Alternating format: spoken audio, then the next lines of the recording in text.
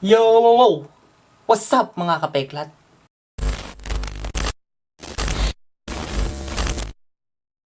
So, kamusta sa inyo mga kapeklat? Random Scars nagbabalik, over here, over there, everywhere, no? Para naman sa isang panibagong video. And for today guys, welcome sa bagong segment natin na ang Random Scars Product Review. So, dito naman sa panibagong segment natin ngayon, no? Pag-uusapan natin ang mga product games, anything's electronic man yan, no? Pag-uusapan natin kung maganda ba, high quality, at kung anong pros and cons nito. So, for today's video, no, ang ire-review natin ay ang aking isang game na kakatapos ng laruin ay ang The Last of Us Part 2. So, ano pa ba hinihintay natin? Tara na! Simulan na natin! Babala, ang video na ito ay may ilang spoiler tungkol sa game, kaya manood ng alerto kung di mo pa nalalaro ang larong ito. Punyata Christian, di mo na naman pinusa yung tama sa pangyari ka rito! Uy, pinusa ko yun ah! Ano yan nila? Baka siya na yun! Di naman ako yun eh! So, bago po natin simulan ng product review ng The Last of Us Part 2, no? Gusto ko lang makita nyo yung laman na itong game na to, yung standard edition na ito. Sa unang-una, makikita nyo ang kanyang front cover, made by Naughty Dog yan, no?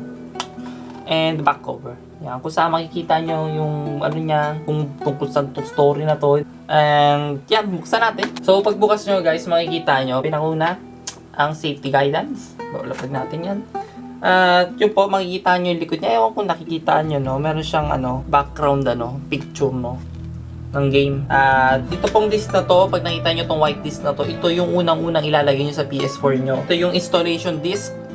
Sa likod naman, pag na-install nyo na, ito yung mismong disc kung saan i-insert nyo para malaro nyo yung game. And siguro ginawa ng Naughty Dog dito, hindi kasi sa isang Blu-ray disc yung installation, pati yung yung disc para malaro. Kaya ginawa nilang dalawa. Pag-usapan muna natin guys yung about sa game ng The Last of Us Part 2. So, about sa game ng The Last of Us, no? Kung paano siya nagawa, paano nagkaroon ng The Last of Us Part 2, no? Pag-usapan muna natin yun. Yeah. So, ang The Last of Us guys ay isang post-apocalyptic game kung saan maraming tao ang namatay, or sabihin natin buong mundo affected na itong virus na to. Maraming taong namatay dahil sa virus, no? Kung saan nag-mutate yung tao pag nagkaroon ng virus. So, ito naman guys, yung The Last of Us Part 2 naman ay siya, sequel mula sa pinakaunang game na The Last of Us nung ginawa ng Naughty Dog noong 2013 sa PS3. So, ang bida naman dun sa pinakaunang sequel ng The Last of Us ay si Joel and si Ellie, kung saan silang dalawa nilakan nila yung buong bansa, no? Para makahanap ng cure para dito sa virus, no? Para mabuksa nila. So, punta naman tayo sa ending ng The Last of Us Part 1. Sa Last of Us Part 1, ang nangyari, sinubukan ni Joel iligtas si Ellie, no? Na immune sa virus, no? Which is si Ellie, yung sagot sa virus. Mula sa doktor, nagagawa sana ng cure para sa virus, kaso nga lang ikamamatay ni Ellie kung makagawa man ng cure. Yan. So, kaya naman po nabuo ang The Last of Us Part 2 kasi yung doktor na napatay ni Joel ay tatay ni Abby, no? So, si Abby naman gusto maghigante kay Joel dahil pinatay nito ang kanyang tatay. So, sad, no? Every action you make, talaga, may consequences, no? So, guys, no, pasok naman po tayo sa gameplay ng The Last of Us Part 2. So, sa Last of Us Part 2 naman ay parang The Last of Us Part 1 lang din, no? So, may konting changes lang din na nadagdag doon sa Last of Us. So, dati sa Last of Us Part 1, gagawa ka pa ng shield or ng knife para mapatay yung mga clicker or yung mga enemies para mag-stealth mode. Dito naman sa Last of Us Part 2, hindi ka nagagawa kasi meron ka ng Swiss knife. Bukod doon, meron pang nadagdag na ropes at mga items na pwede mong gamitin sa puzzle, no? Na sure ako, maiintindihan nyo naman ng madalian yon, no? Pero hindi katulad ko. Kasi ang bobo ko sa mga puzzle, no?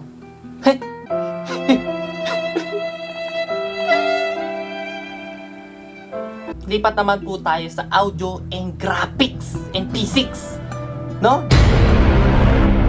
Dito ako sobrang namangha guys, as in sobra yung mata ko naglaway, no? Hindi na yung bibig ko naglalaway dito, yung mata ko na naglaway. Simula pa lang sa physics at sa graphics na itong laro na to. Sobrang ganda. makikita mo kasi yung bawat detailed ng model, no? Sobrang sharp, sobrang accurate, no? At bukod pa doon, yung weather nito, tsaka yung environment, sobrang ganda. Para ka na sa totoong buhay, guys, no? Lalong-lalo na kung 4K yung TV mo, at PS Pro ang gamit mo, at sobrang laki ng TV mo. Ganda eh. Yan, tapos punta naman tayo sa P6, no? Pagdating naman sa P6, guys, like, tayo, mapapadayon ka ng malakas, no? Kasi yung mga naipon na snow, no, kunwari yung weather nag-snow, yung mga naipon na snow sa trees, pag nabangga mo, talagang mahuhulog. Tapos pag nakapatay ka ng zombie sa snow, yung dugo nila, no, imimelt yung snow, no, makikita nyo talaga nag-run through, no. Tapos kung sa P6, kung titignan mo talaga na mabuti yung ano, yung kunwari yung character, no, kunwari si Ellie, habang tumatakbo, kung titignan mo mabuti yung bag niya, pati yung mga zipper gumagalaw. Tapos yung spores, pag binuksan nyo yung pinto, sumasabay sa hangin, no? Sobrang detail na binigyan tayo ng magandang P6 neto ni Naughty Dog. So, pagdating naman po sa audio, guys, dito rin ako isa sa namangha at na-amaze. Pag pinapatay mo yung enemy, no, yung mga kalaban mo, na Scarsman o Wolf, WLF, maririnig mong nalulunod sila sa sarili nilang dugo, no, pag pinapatay mo, pag sinasaksak mo sa liig.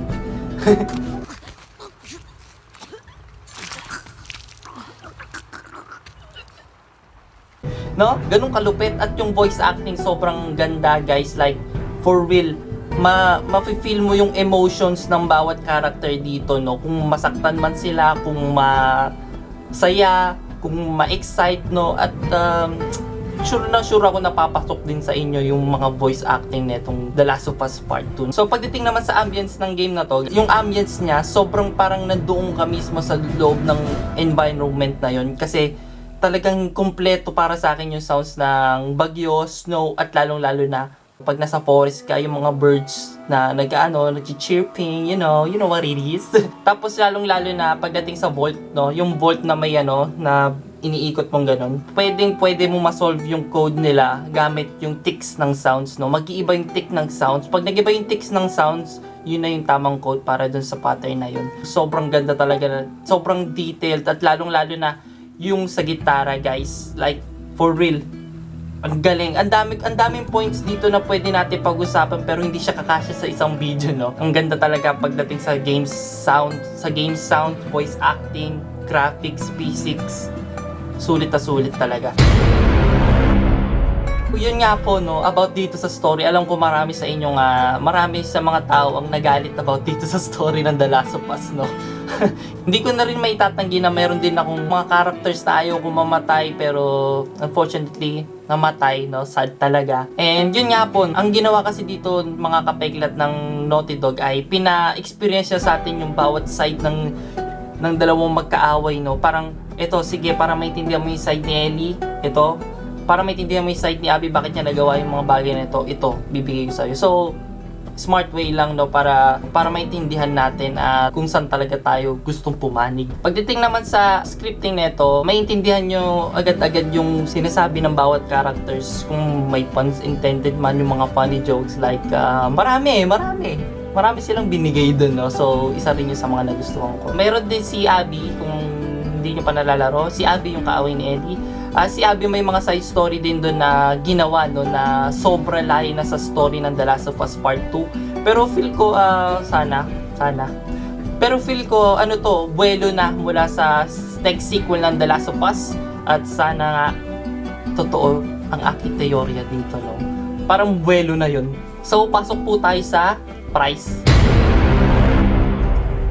So, pasok po tayo sa price. Ding. Sa price po na 50 pounds or 3,200 pesos, masasabi ko, dapat hinabaan nila ng konti yung kwento, no. Pinaintindihan nila sa atin kung anong nangyari kay Ellie after ng paglayag nila at ni Abby, no. Parang nalinawagan tayo, no, na ganito nangyari sa kanila, no, kung nakabalik pa si Ellie Jackson, kung nakaligtas ba sila Abby. Pero sinulit naman nila tayo sa graphics, audio, and voice acting na itong doon nila siguro binuhos lahat, no. So, pasok tayo sa honest opinion ko.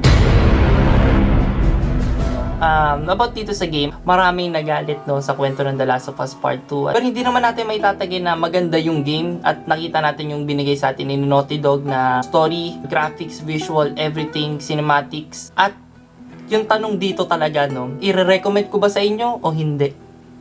Para sa akin guys, i-recommend ko sa inyo laruin tong game na to, no? Ayan, yan na yung sagot nyo. Para sa akin, i-recommend ko yung game na to para sa iyo. Pero ito ang payo ko sa inyo, don't forget, no, na laruin nyo muna yung pinakaunang game ng The Last of Us para mas maintindihan nyo yung story at para naman mas malinawagan kayo sa mga nangyayari sa game ng The Last of Us Part 2. Yun lang po.